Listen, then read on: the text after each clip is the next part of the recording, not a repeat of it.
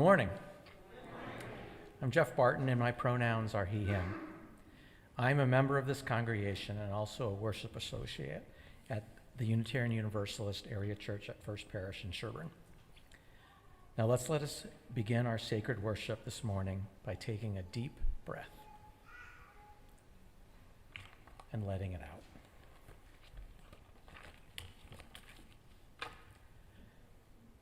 Welcome to this loving community. Come in bringing all of who you are. We gather and worship, our hearts alive with hope that here we will be truly seen. Turn down the volume on your fears and loosen the armor around your heart. May we root ourselves in the value of this faith, acceptance and encouragement, compassion and transcendence, justice and transformation. We strive not for perfection, but for authenticity and connection. We come here to learn about being in relationship together, to listen, to forgive, to be vulnerable, to create trust, and have compassion for one another. We are gathered here to walk each other home. Be here in this moment. Let go, breathe.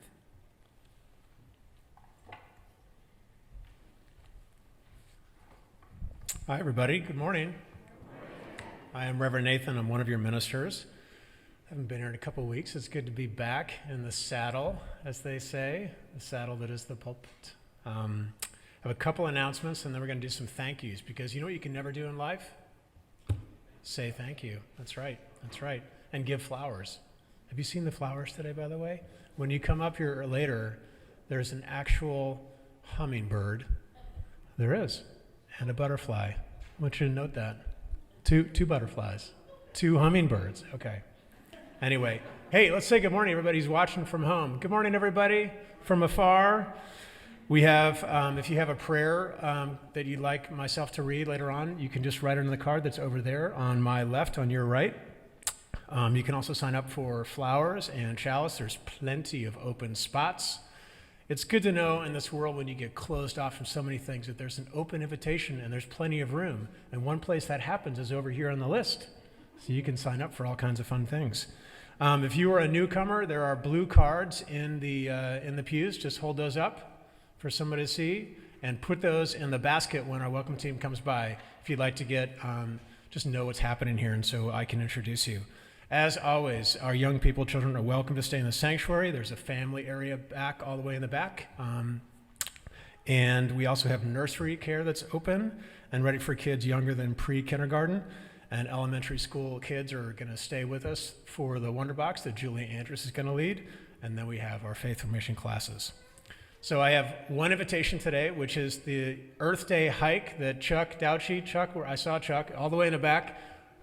He and I, mainly Chuck, are leading this hike. We're going to leave here at 12:15. We're going to drive over to Hopkinton, and Chuck is like he knows all about the Beaver Dam situation and many other things. So it's going to be awesome. I know some of you have RSVP'd, but it's not too late to come roll with us. Meet in the lobby about 12:15, and we're going to head off. All right, let's do one of our thank yous and flower time right now with Jim Buckley. He's going to talk about our stewardship and all things that make this congregation go. Jim. Hello. Whoa.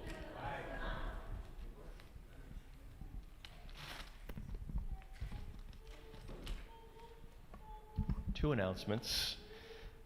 First off, regarding the 2024-25 pledge drive, for those who are still planning to pledge, the tree still has room to grow. We're over $60,000 short of our goal, so every pledge helps, no matter the size. Please consider pledging. You can do so by going to the website, clicking the pledge button, or go to the front office where Heather is, or you can talk to me. We'll be sending out thank you cards with beautiful watercolor paintings of the church as a keepsake for everyone who's pledged. They are actually beautiful. I've seen them. Yeah. Yeah, really nice. So if you thought you submitted a pledge but don't get something in the mail in the next 2 to 3 weeks, please reach out, as your pledge may not have been recorded. Lastly, we're celebrating with cake downstairs as a cake, you guys. Cake and hummingbirds today. Are you kidding me? Sorry, Jim. I'm just ad-libbing from afar. That's good. I like it. You've been missed. I- You've been missed.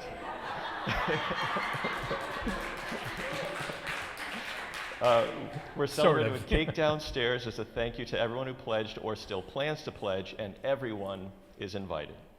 Secondly, the second announcement is that the UU auction Bids, Bites, and Brews was a huge success. Everyone that I've spoken to said they had a wonderful time coming together and socializing with one another. The food was delicious. Yes, it was. The MC, Doug Brown, was wonderful and entertaining, and the night as a whole was unforgettable. Plus, we raised close to $20,000. Amazing. So special thanks to everyone who attended, everyone who bid on a prize, and everyone who helped to organize and execute the event. By the way, that also includes the person that's speaking into the microphone, not me, Jim, right? Thank you. And I want to give a special thanks to everyone who attended each Sunday meeting in the weeks prior leading up to the event to help plan the Bids, Bites, and Brews event. Will you please come forward, Mike Marsky, Susan Rausch, Tasker Smith, He's not here, but Beth we'll give him flowers from Bergeron, afar. Tom Bolton, Phyllis Merchant, Deb Barnett, Nancy Levy. Oh boy, got a thin crowd. It's the end of vacation week. And a special thanks to the chairperson who fearlessly led our group, Abby Marsky. Sorry, Abby.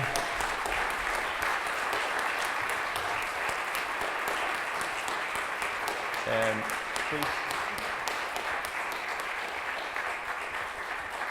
please stay up here for a moment. I would also like to thank the Stewardship Committee for running the pledge drive. Rose Judge, Nancy Owens, would you please come up? Special thanks to the co-chairperson, Karen Barton. Jeff, I'm going to give you the flower for her. As well as our consultants, are all-knowing about everything UUAC, Kevin Paul and Hank Rausch. So thanks, everybody. Thank you, Jim.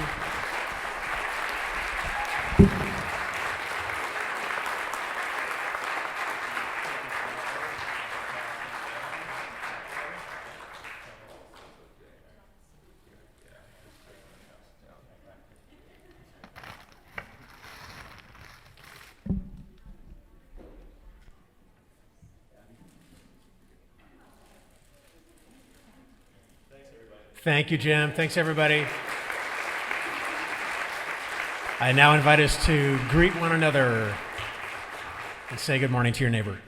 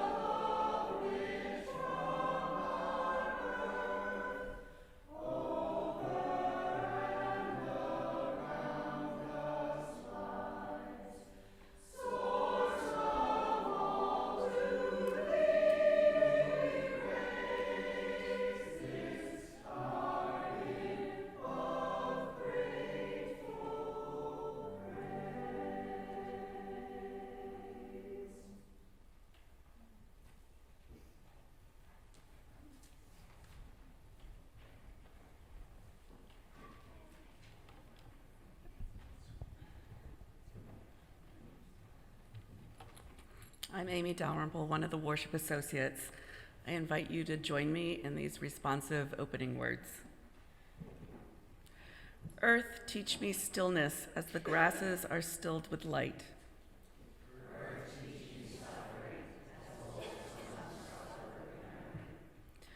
Earth, teach me caring as parents who secure their young.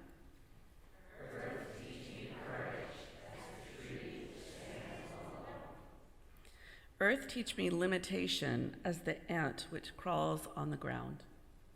Earth, teach me freedom as the eagle soars in the sky. Earth, teach me resignation as the leaves which die in the fall. Earth, teach me regeneration as the seed which rises in the spring. Earth, teach me to forget myself as melted snow forgets its life.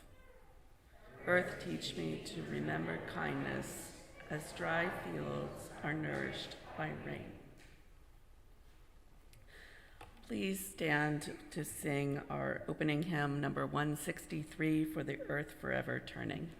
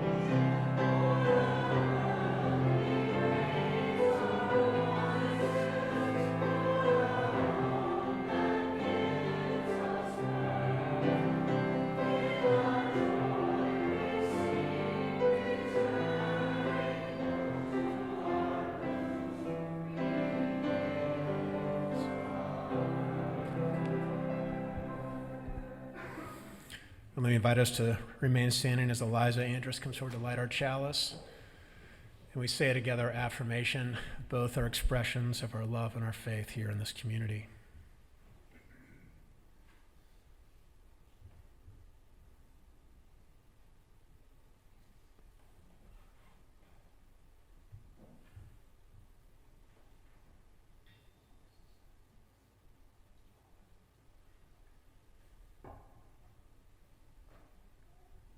And let us say together, love is the spirit of this church, and service is its law. This is our great covenant, to dwell together in peace, to seek truth in love, and to help one another.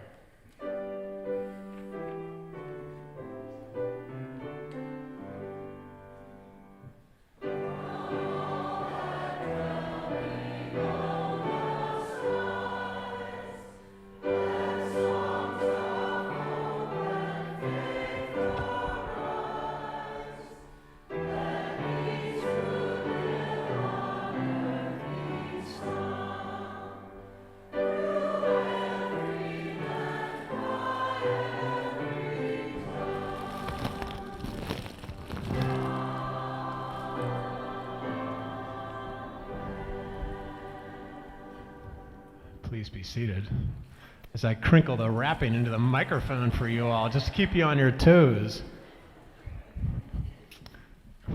Another lovely set of flowers, right? So, the first ever ballot to elect ever on the shores was to elect a minister, hundreds and hundreds of years ago, to ordain and elect a minister. And since then, the power to ordain ministers has been with you all. And so if you've been around for a while, you've noticed that we've ordained many ministers here. And you probably all got a paperless post invitation to the ordination of Judd Wolfskill, who's one of our own, who graduated from seminary a couple years ago. And that's going to be on May 18th, okay? It's an amazing thing to do. I mean, the congregation where I was an intern at, First Parish in Lincoln, ordained me right after my year spent with them. My first Sunday in the pulpit was 9/11, okay? And so that whole congregation walked with me and helped to bless me to this work that I love. And so it's really important for all of us to note affirmations and to say thank you and to celebrate milestones, isn't it? It's one of the most important things that communities of care can do. Any kind of community, it's one of the most important things that we can do. It's really important not to miss those. So 40 years ago, last Sunday, here in this congregation, 1984, all right, so just imagine what you were up to in 1984, okay? Just imagine for a second. All right, everybody got it? But here, on that day, our own Polly Leland Meyer was ordained to the ministry. And Polly, could you just stand right there for us? Would you mind?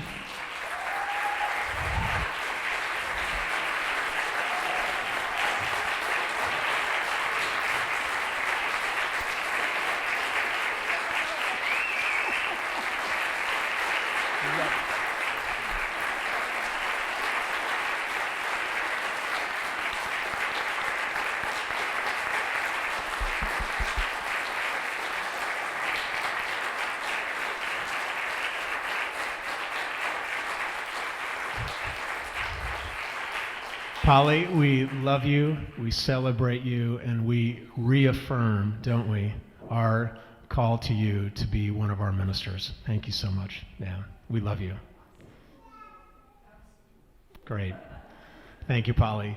Now, let's shift gears. I want to invite our young people up, and Julia has an important message for our young people for Wonderbox today, because even though the weather hasn't quite cooperated until today, it is actually spring, so something magical has happened. Julia. Thank you. Any young people and the young at heart? Come on up. I'm so excited to be doing this today. Just give me 1 second. I have a very long script. I'm just kidding. And actually, Eliza, can you hold the box for me? Can you put your hat down? Thank you. So I'm very excited to see everybody today. I haven't done this in a long time, so I'm a little rusty. But we were taking down the fairy garden stuff this past week, and something really cool happened that has never happened before in all my time of doing the fairy garden. There was a fairy asleep in one of the fairy houses. I was so excited. So I took very, very carefully. And I'm going to open the Wonder Box today because it's a very delicate situation. I took the box, the little house, the little fairy asleep inside it, and I very carefully put it in the Wonder Box. And so I'm really, really hopeful that we'll all get a chance to see the fairy when hopefully she won't be too mad, but when she wakes up and we'll get a chance to see her. Okay? So keep your eyes peeled. Can you come up just a little bit, sweet? There you go. All right, ready? I'm gonna try to do this while holding the microphone. Okay, ready?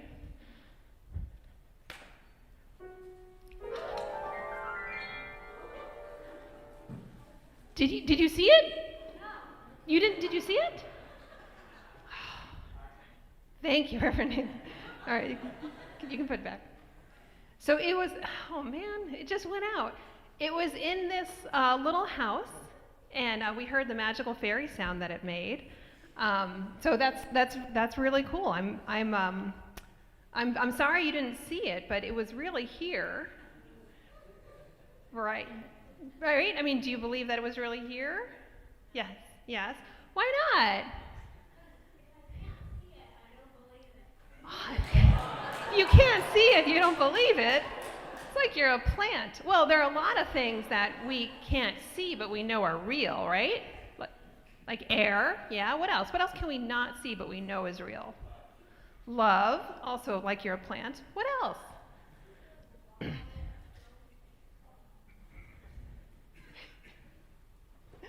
some other things that we can't see but we know are real? Electricity. Yeah. Tate, what do you think? Sound. Very good. That's a good one. Those are myths. I think sound is real. I think engage said faith. Yeah, there are a lot of things that are really important that we can't see, but we know that are real, like love, right? You know love is real. You know sound is real. You know electricity is real.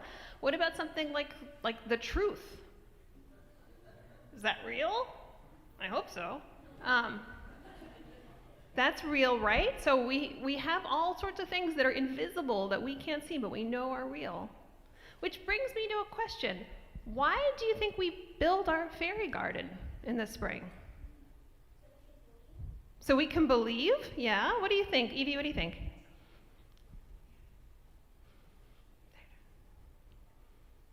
Why do we build our garden? Because it's fun? Yeah. What else? What's that? Maybe.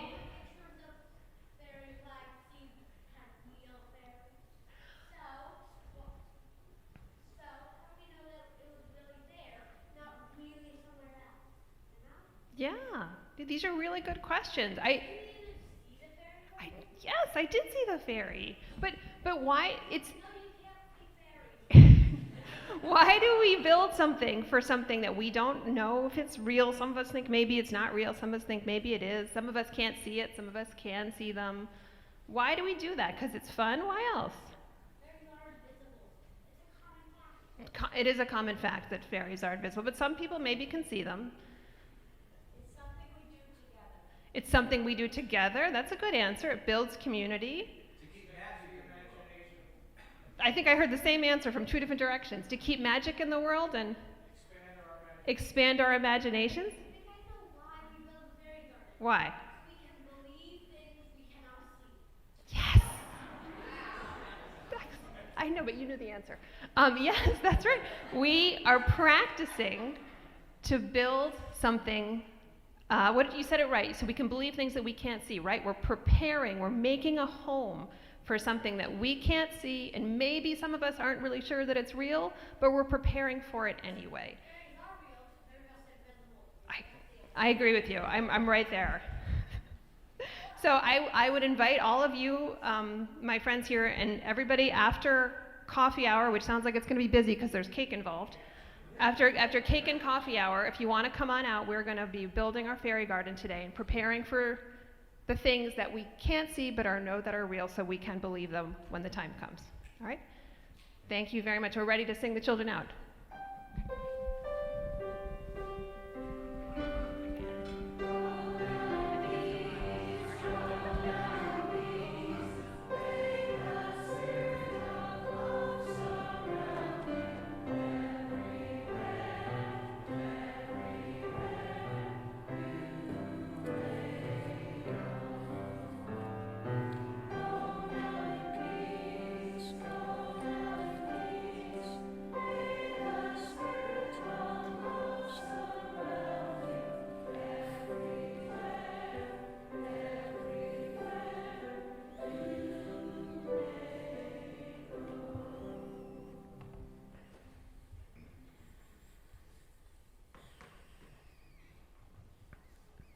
Friends, let us take a breath together.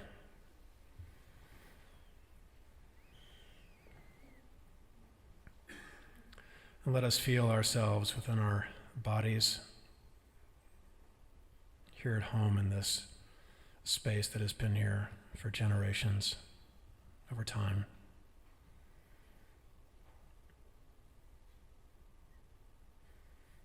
And as we enter into our time for meditation and prayer and stillness, we sing our prayer hymn for this month, A Voice Still and Small.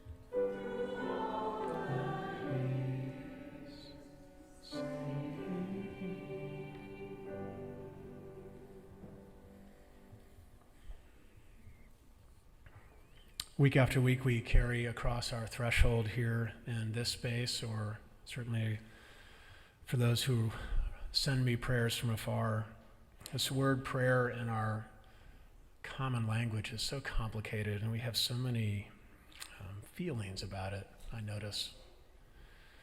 A reminder that when I use the word prayer, I mean a couple things. That prayer is a way that we can give attention in a world that constantly distracts us. And that prayer is, as Reinhold Niebuhr reminds us, not necessarily something that changes things, but prayer changes people so that people can change things. And so these are our prayers here on this morning of April 21st, 2024. From Katie Fresnelli for Patrick, who is waiting for a liver transplant. For our own Kathy Healy and Catherine McHugh, who are recovering well from surgery that they had last week. A prayer for one of my beloved mentors in life, Ginger Rankin. She lost her husband, David, who is the reason that I am a Unitarian Universalist minister. Many years ago in the Peace Corps, I received a sermon from him on cassette tape. I listened to that and I said, this is what I want to do. David died last week in his 90s. They would be married 67 years this summer. A prayer from Gail for Jordan, prayers for healing and return to strength. And a prayer for Joan Watts, that she is up and about soon. Friends, for all these names, I invite us now to share into our space the people that we might want to just lift up, any names that we can say.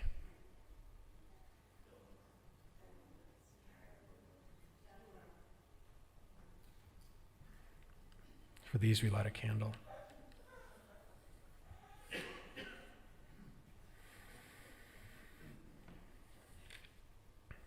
And as we look out our windows, the fairy garden is on our right, underneath the big tree.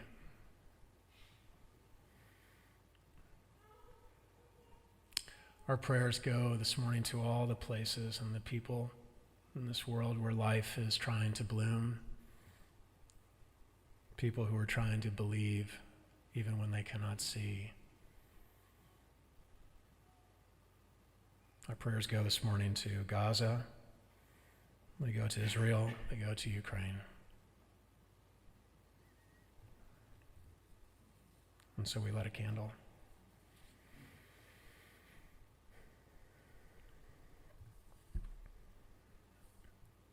And for Thanksgivings, this from Don for the beauty of the dandelions and the church lawn. Don, thank you for not calling them weeds. I love you. From Amy Dalrymple for the engagement of my son Tim and his partner Dimitri. Congrats, Amy.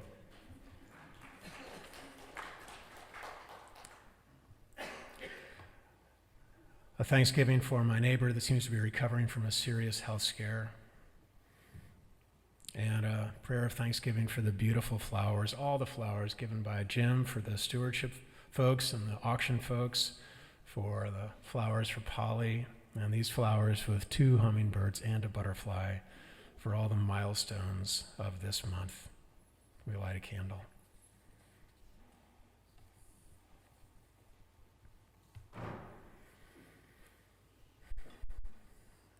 Let us pray together. Dear Spirit of life and love that grounds us beneath our feet, opens us up, and helps us gaze at the wonder of the stars. Help us here on this Earth Day weekend, Earth Day tomorrow, to listen more to the things in the world, to hear the voice of water, the voice of fire, to the sighing of the bush in the breeze, to the trembling of the trees. Help us to listen to the groaning of the woods. Help us hear the water that runs. Help us see the burning log,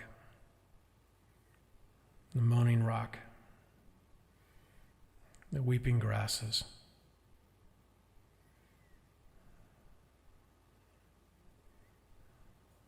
Help us listen to the forest. Help us to be home here on earth.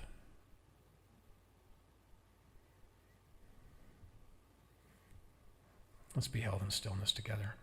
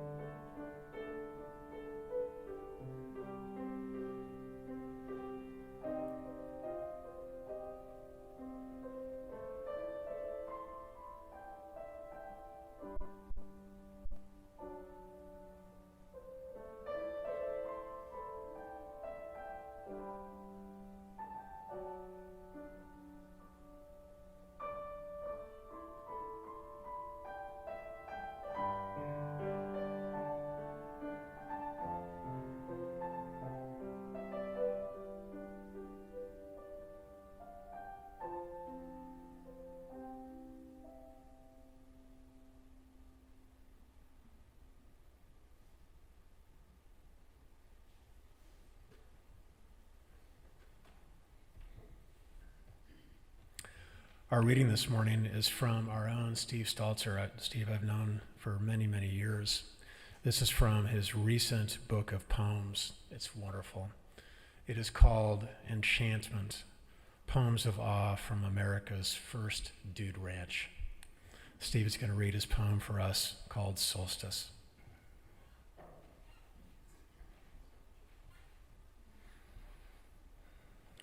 Solstice. The great sky inhales, still as 6 a.m. glass, plains a seabed lapping against graven mountains, my sense of distance in each direction fractured and uncertain. My trusty Wiggins under me, a fine horse, well-trained, his sure-footed steps securing me to the trail. His slick coat sweats in the June heat, his panting underneath me responding to my urge to take me upward to a higher place, to view the 10,000 things, great and small. Up we climb, dry air in our nostrils, red dust of rainless weeks in motion, plumes from the Triassic freed after 200 million years. Yarrow, lupine, and Indian paintbrush scattered across the grassy hillsides by the hand of a nameless artist. Above the rise, a sandstone spine snakes its vertebral remains, an extinct sea pushed upward in faults, weather-worn, exposed outcroppings of primeval times, a message from lives lived before humanity's dawn. I feel the solstice upon us, endless days marking the tenuous web of the living and the dead in balance, bison herds molting their winter coats, wolf pups and bear cubs and mountain goat kids alive at last, the trout under the watchful eye of the eagle, fossilized bones rebirthed in exposed rock, mud pots and hot springs and geysers, recycling the ever-flowing river of existence. What lessons do you have for us, ancestors of the earth? What stories rise from the soil at your urging? Pinned against the press of progress, this moment, immobilized, embraces me, an urgent pulse sounding again and again. I am here now. I am here now. I am here now.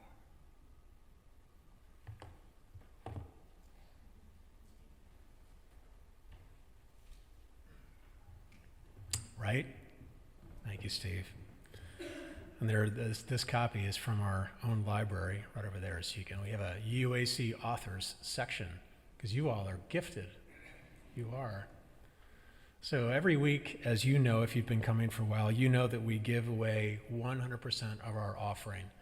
And I say the same thing every week, how great it is. We do this because of your pledges, but I just want to hold on a second. This is completely radical, okay? Our monthly theme for April is dissent, and most of our faith communities, for all kinds of reasons, cannot do what you all are able to do because of your generosity. And to say in a dissenting kind of way, we are going to try and strive to give away our offering every week to different organizations. It's an amazing thing, you guys. It's an amazing thing. And so those of us on staff, every week, Sarah and I in particular, look through and think about what organizations, and you can also nominate ones for us too, that really speak to you. And so this morning's offering is going to go to the Food Project, which Chuck Douchy recommended to me. It's a great organization. Their mission is to create a thoughtful and productive community of youth and adults from diverse backgrounds who work together to build a sustainable food system. And check this out. Every year, they hire 140 teenagers. They grow 200,000 pounds of food, and they donate more than 180,000 servings of fresh produce to hunger relief organizations across eastern Massachusetts. It's pretty amazing. And it's so great that we get to be a part of that work because of your generosity. So if you're able to today, every little bit counts, of course, for them. you can use the QR code, or you can also give old-fashioned cash and coin as our welcome team members come by. And if you're new, put in the blue card too. Thanks, everybody. And we have a gorgeous choir piece for us too. Thank you so much.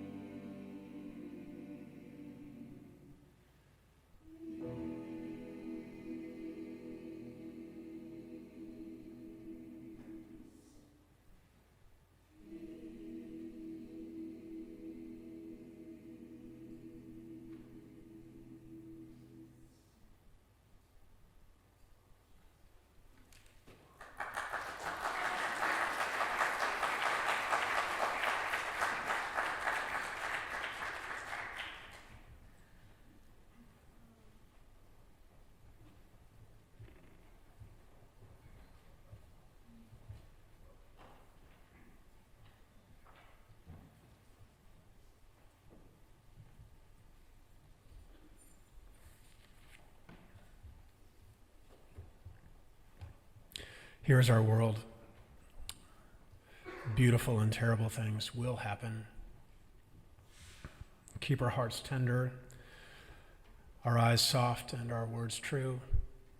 This is what you and I strive to be about, that there's no answer but to love one another, to bear witness against unnecessary destruction, and then gather here in communities to practice being the person that we say we want to be.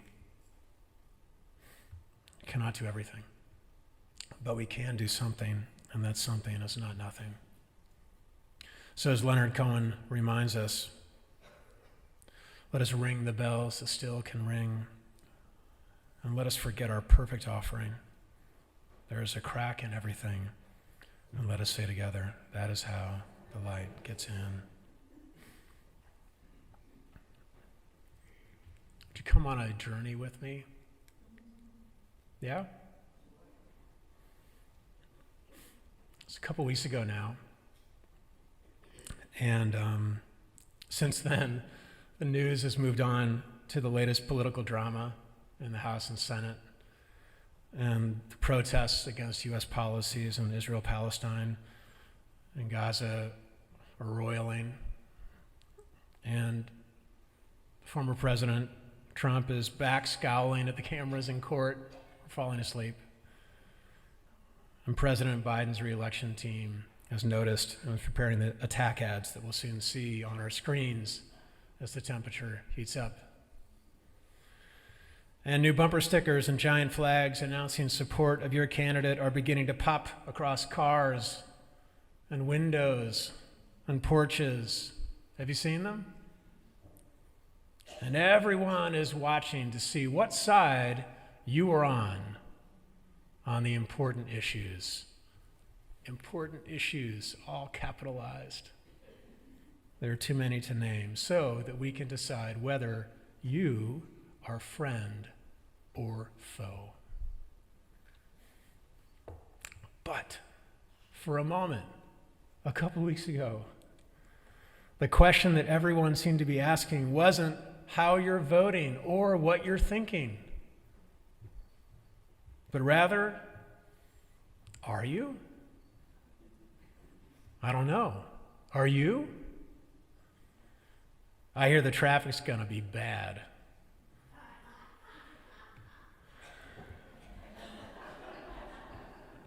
But I think it's going to be worth it. The next time it's going to be in the lower 48 is not till 2044. I know, but what if it's cloudy? I know, but what if it's not cloudy? You can't live your whole life as if.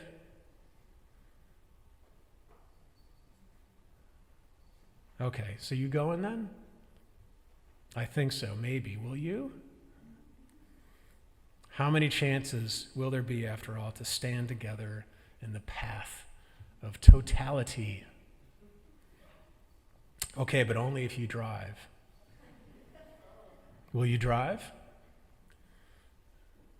Yes, but then you have to bring snacks and glasses. So will you? Yes. Okay, let's go. So we're doing this? We're doing this. So that's how it began.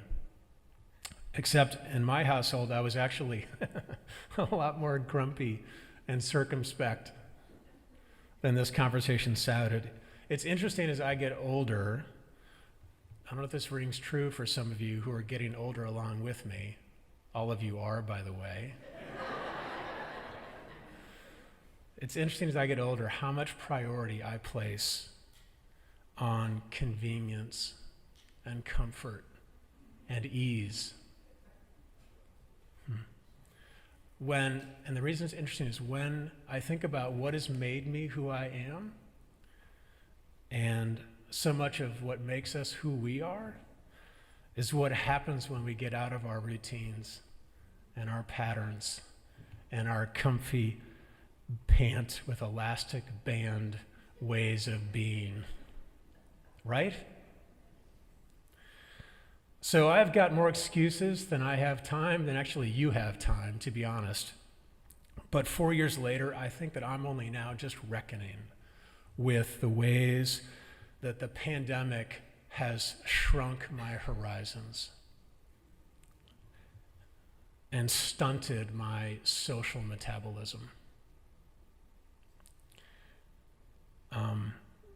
I'm only just now also reckoning with how the partisan divisions from 2016, and then especially in 2020, have made me wary. They've made me so wary of my fellow humans. It seems maybe that the sun hasn't been the only thing eclipsed these last years. Solidarity with people across difference and just getting out on the world with other people have also been in and out of the path of totality, haven't they? So our son says from the back seat he's back from DC, where he lives now, on this drive north with us, my wife and I. Hey, whose Spotify channel are we listening to? Dad, there is such a thing as too much folk music. Here, try this, he says, which is now how I have Spotify's AI suggesting a mix of early 2000 indie rock to go along with the melancholic acoustic Sunday mix that is my normal repertoire. You know, it is really good. It is really healthy to listen to things that are not according to my own preferences. Do you know what I mean? You guys, we can curate our own worlds on our fingertips now. And I don't know if it's good for us. Anyway, I'm off script. We are now nearing the Harry Highway crossroad where Massachusetts meets New Hampshire. You know where I'm talking about. And traffic, in a word, is getting spicy. We're in our Toyota hybrid, which these days is obviously a clear sign of our political and social leanings, right? Everything that we do now is a symbol. But the farther north we go, we are surrounded by big trucks, which are obviously a sign of the driver's political leanings, right? Everyone is accelerating and braking with assumptions and judgment. But the thing that interrupts me is there's a jacked up Ford F-150, and the wheels are at the level of my head, but has painted across it everywhere in that supposedly removable car paint that doesn't actually ever leave. I know because my daughter painted our son's truck for graduation with pink letters that said, "Happy graduation to myself," and he was not happy. Anyway, it had on this truck in these big letters, "Totality or Bust." And the letters were so big that I barely even noticed the sticker on the window that said, "Trump 2024. It occurred to me then, it has stayed with me since. When was the last time that I knew I was heading to the same destination on purpose, hoping to see and feel the same things as someone I'm pretty sure I disagree with on core issues? When was the last time you did that?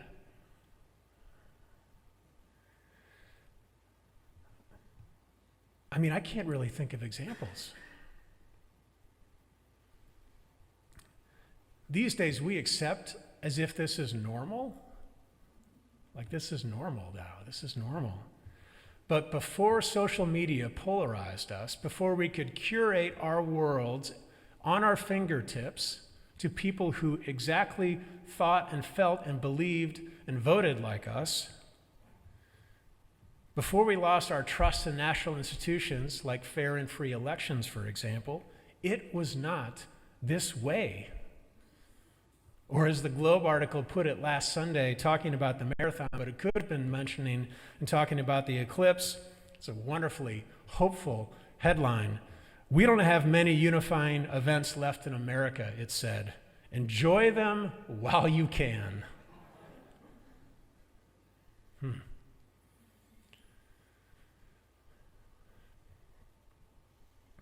Dad, said the boy.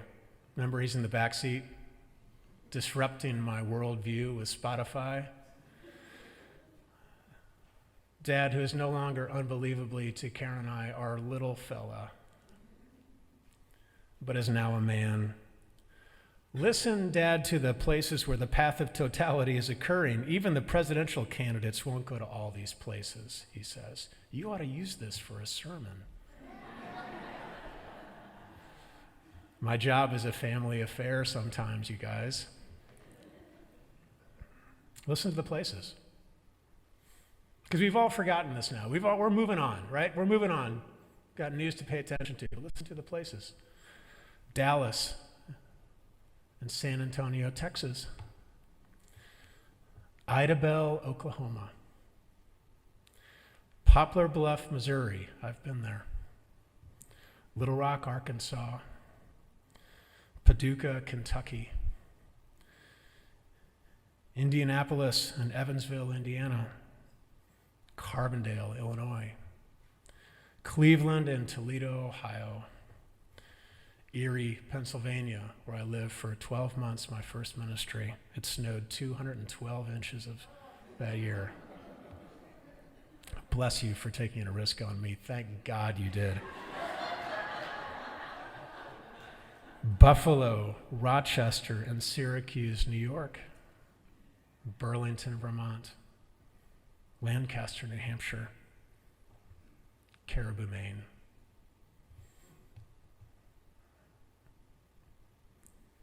You know, it's almost like our celestial bodies don't really care who is and who is not in the path of light and shadow. It's weird. That they don't that the sun and the moon, they don't respect our differences. They don't respect who's in and who's out. They don't respect who belongs and who doesn't. It's weird. It's almost like it's not normal. Interesting etymology, because you know I love etymology. Eclipse. It comes from the Greek eklipo, which means to abandon, to darken, to cease to exist. I am not saying that we can or should abandon the very real differences that we have, that I have with the Ford F-150 guy, or that we should abandon the differences we have with other people on. Let's think of a list. Climate change, abortion access, gun rights, Israel-Palestine, election integrity, tax policy, the right of LGBTQ folk to live in free of fear, immigration, Ukraine, Trump and Biden rematch, reparations for black and brown and indigenous folks. I mean, the list is huge. I'm not saying we can collapse the differences and just like have a kumbaya moment. Because these things matter and they have life and death consequences. But what I'm wondering is what it means, what it says about us when we look up and we see through our polarized protective glasses that there is still something unifying left that we can all respond to. I'm just wondering what that means. Right? We made it as far as Montpelier. My wife calls it Montpelier, which I think sounds much better. The Subarus and the Toyota hybrids definitely outnumber the big trucks up there. But there on the green, in front of the Golden Dome Capitol building, it is a rich tableau of folk.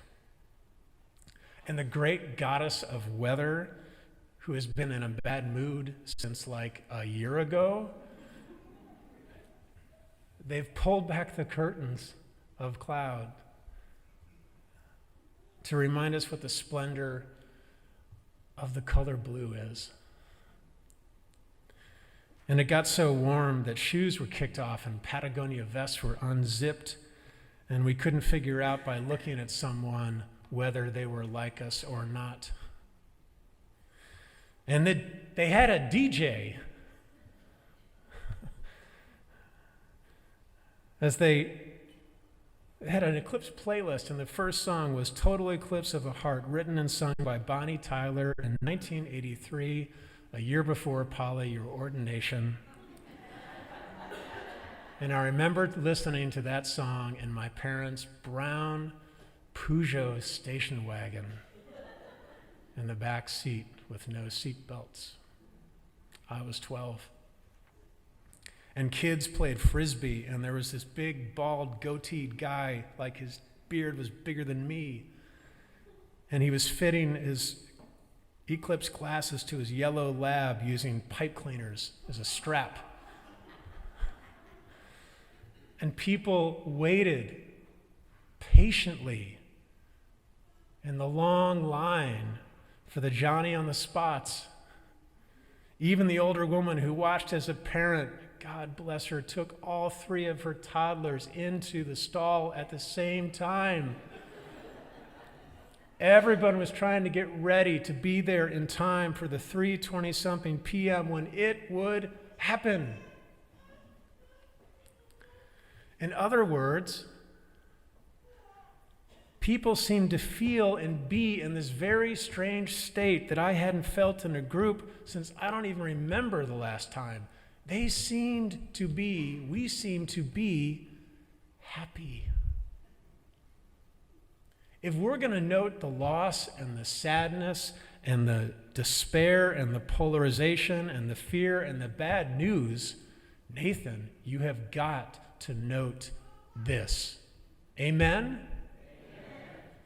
But I'm not done yet. Because you know sometimes how the hype of a thing doesn't match the reality of a thing. Yeah? Like, it happens so much, maybe I just like low expectations are good. You know, like, it'll just be a thing and we'll go. Like, well, it'll be fine. But the traffic's going to be horrible. Like, that was my disposition. But then the breeze kicked up and the shadows got longer. In the yellow lab, she stuck her nose into the air because she was sensing the way that animals do, that something is different. And everyone around me, even the toddlers, down to their glasses. And the DJ turned down the sound, and the silence came over the whole green.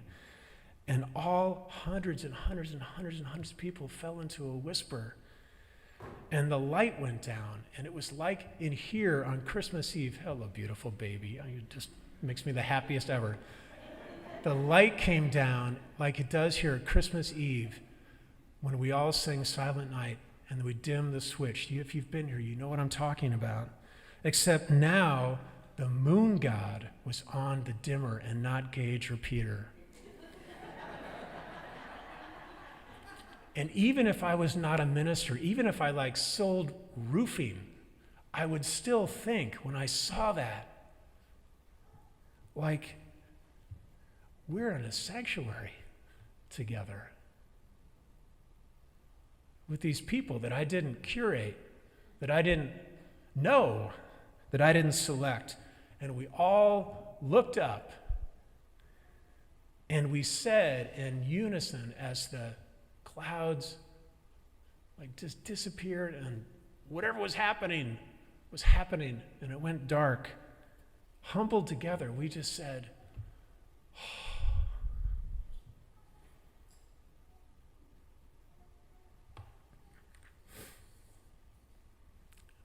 3 minutes later, it's over.